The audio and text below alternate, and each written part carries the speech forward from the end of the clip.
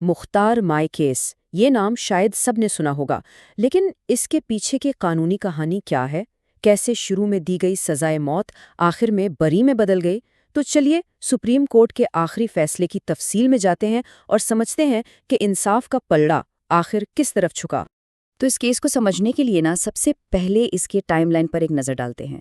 یہ کہانی جون 2002 میں شروع ہوئی اور ٹھیک 9 سال بعد اپریل 2011 میں سپریم کورٹ کے فیصلے پر جا کر ختم ہوئی۔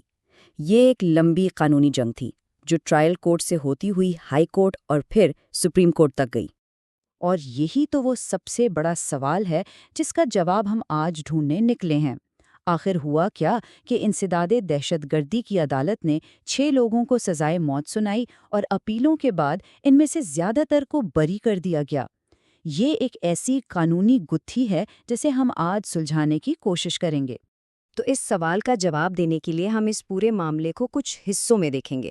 ہم شروع کریں گے ابتدائی الزام اور پنچایت کی بات سے، پھر دیکھیں گے ٹرائل کورٹ کا فیصلہ، اس کے بعد ہائی کورٹ میں یہ فیصلہ کیوں پلٹا، اور آخر میں سپریم کورٹ کے تفصیلی تجزیے اور حتمی فیصلے کو سمجھیں گے۔ تو چلیے کہانی شروع کرتے ہیں ایک سنگین الزام اور ایک پنچایت کے مبینہ فیصلے سے۔ دیکھتے ہیں کہ جو پہلی رپورٹ یعنی ایف آئی آر درج ہوئی اس میں آخر کہا کیا گیا تھا۔ اچھا، تو ایف آئی آر کے مطابق بات ہے 22 جون 2002 کی۔ الزام یہ تھا کہ ایک پنچایت نے مبینہ طور پر مختار مائی کے ساتھ اجتماعی زیادتی کا حکم دیا، اور وجہ کیا بتائی گئی؟ بدلہ۔ یہ وہ بنیادی الزام تھا جس پر پورے کیس کی عمارت کھڑی کی گئی۔ اب ہوا یہ کہ اس واقعے پر ملک میں اور باہر ہر جگہ اتنا شور مچا کہ سپریم کورٹ کو خود آگے آنا پڑا، اور انہوں نے سو موٹو ایکشن لیتے ہوئے تحقیقات کی نگرانی شروع کر دی۔ اس دباؤ کی وجہ سے ابتدائی ٹرائل بہت ہی تیزی سے آگے بڑھا۔ تو اب آتے ہیں کیس کے پہلے بڑے قانونی پڑاؤ پر، انسداد دہشت گردی کی عدالت کا فوری اور بہت سخت فیصلہ۔ ٹرائل کورٹ کا فیصلہ بڑا سیدھا اور سخت تھا۔ کل 14 ملزمان تھے، ان میں سے 8 کو تو بری کر دیا گیا، لیکن 6 کو سیدھی سزائے موت سنا دی گئی۔ 4 کو اجتماعی زیادتی کا مجرم ٹھہرایا گیا اور 2 کو اس جرم میں مدد کرنے کا۔ یہ ایک بہت ہی سخت فیصلہ تھا۔ لیکن کہانی یہاں پر رکی نہیں۔ اصل موڑ تو تب آیا جب یہ کیس لاہور ہائی کورٹ پہنچا، جہاں استغاثہ یعنی پروسیکیوشن کا کیس کمزور پڑنے لگا۔ ہائی کورٹ نے ان 6 میں سے 5 مجرموں کو بری کر دیا۔ اب ذرا ان وجوہات کو دیکھتے ہیں جو عدالت نے بتائیں۔ پہلی بات تو یہ کہ ایف آئی آر درج کروانے میں 8 دن کی تاخیر ہوئی، جس کی کوئی ٹھوس وجہ نہیں بتائی گئی۔ پھر گواہوں کے بیانات میں بڑے تضادات تھے۔ اس کے علاوہ ڈی این اے جیسے مضبوط سائنسی ثبوت موجود ہی نہیں تھے۔ عدالت نے اس بات کو بھی غیر معمولی سمجھا کہ مبینہ تشدد کے باوجود متاثرہ کے جسم پر کوئی خاص چوٹ کے نشان نہیں تھے، اور آخر میں استغاثہ اپنے اہم گواہوں کو عدالت میں پیش ہی نہیں کر سکا۔ ان سب کمزوریوں کی وجہ سے عدالت کو متاثرہ کی گواہی پر انحصار کرنا مشکل لگا۔ اور اب ہم آتے ہیں اس تجزیے کے سب سے اہم حصے کی طرف، سپریم کورٹ کا فائنل ورڈکٹ، جس نے ہائی کورٹ کے فیصلے کی توثیق کی۔ دیکھیں، سپریم کورٹ کے فیصلے کے پیچھے ایک بہت بڑا قانونی اصول کام کر رہا تھا۔ وہ یہ کہ جب کوئی عدالت کسی کو بری کر دیتی ہے تو اس کی بے گناہی کا تصور اور بھی پکا ہو جاتا ہے، سمجھیں کہ ڈبل ہو جاتا ہے۔ اس کا مطلب یہ ہے کہ اس بریت کو غلط ثابت کرنے کے لیے بہت ہی غیر معمولی اور ٹھوس ثبوت چاہیے۔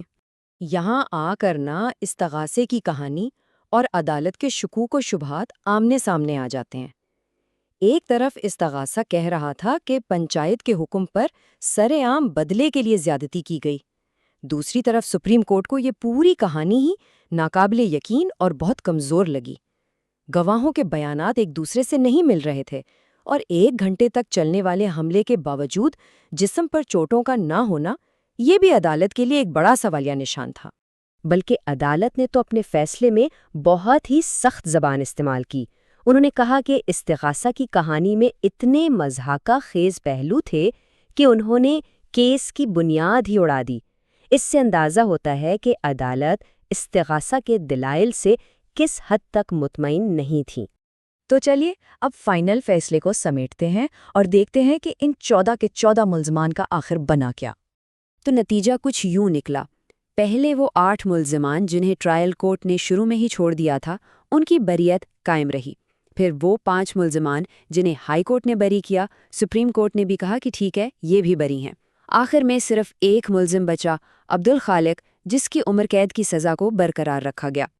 اب سوال یہ اٹھتا ہے کہ جب باقی سب بری ہو گئے تو ایک کو سزا کیوں ہوئی؟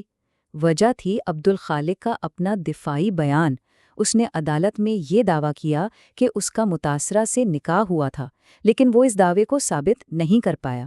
عدالت نے اس کے ناکام دفاع کو جنسی عمل کا ایک طرح سے اعتراف مانا اور اسی بنیاد پر اس کی سزا باقی رہی۔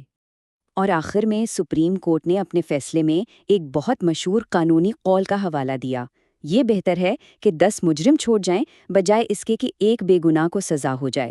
یہ جملہ فوجداری انصاف کے بنیادی اصول کو واضح کرتا ہے کہ شک کا فائدہ ہمیشہ ملزم کو ملنا چاہیے۔ یہ پورا کیس ہمیں ایک بہت گہرے سوال پر لا کر چھوڑ دیتا ہے کہ جب عدالتوں کے سامنے ایک سنگین جرم ہو تو وہ انصاف کی قیمت کیسے چکاتی ہیں؟ یعنی جرم کی ہولناکی اور کسی شخص کے بے گناہ ہونے کے حق کے درمیان توازن کیسے قائم کیا جاتا ہے؟